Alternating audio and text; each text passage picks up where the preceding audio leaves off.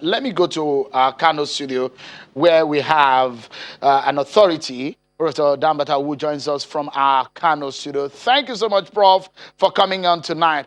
Give us a sense of what is happening. A lot of people are worried.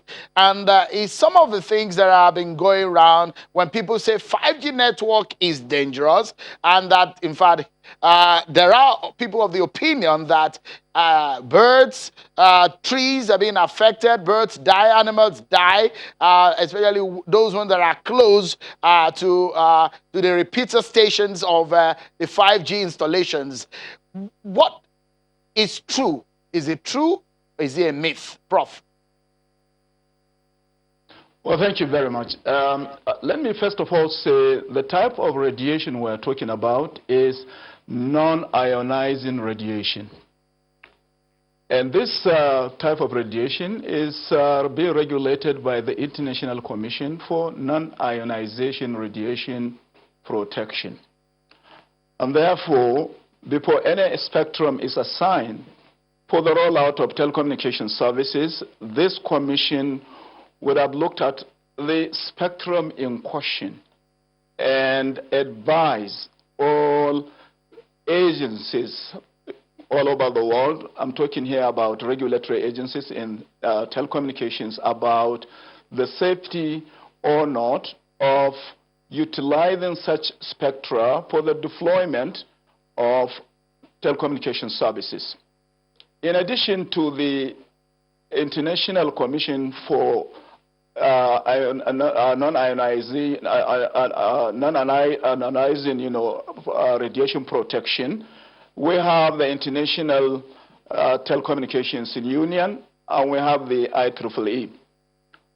These are standards-making bodies of global reckoning who will strongly advise against the deployment of any spectrum that will have adverse effects on the safety of citizens all over the world.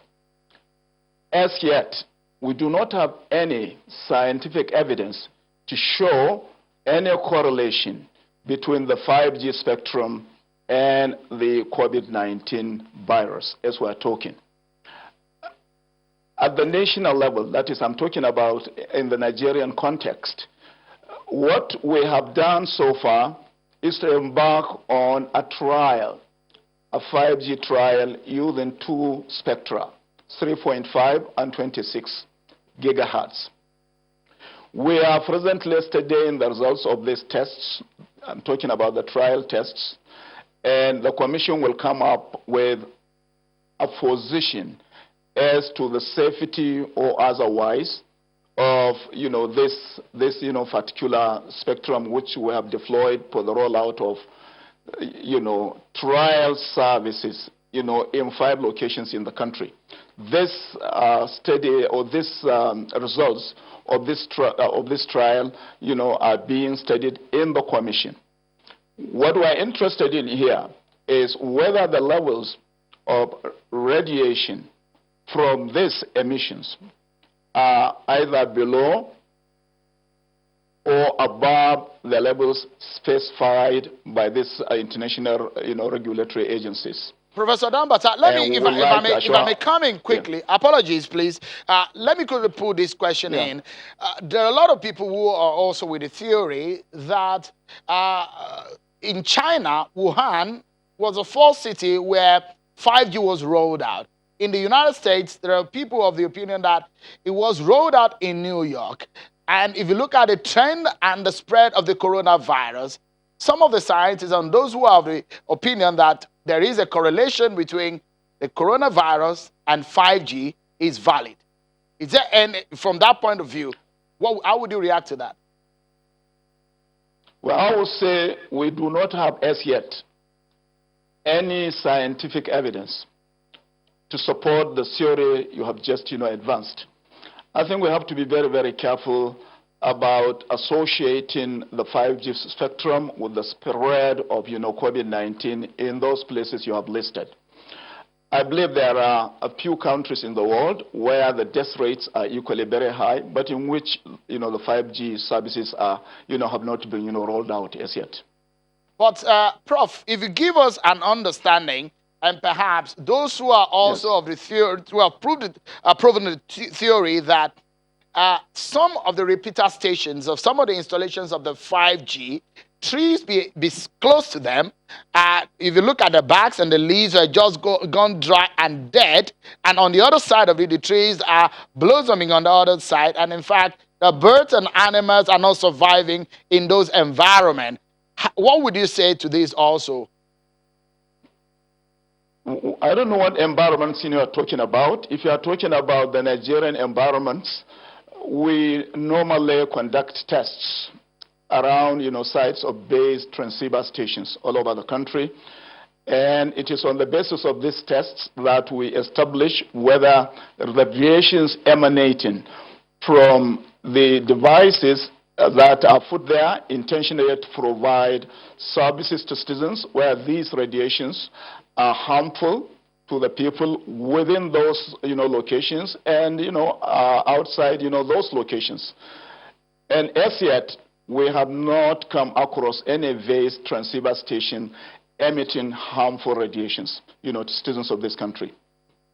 Prof, if we may close on this note, there are also those who have the concern that the height of some of the installation is just as low as a two-story building, which some people consider as harmful and too close to call or too close to human existence.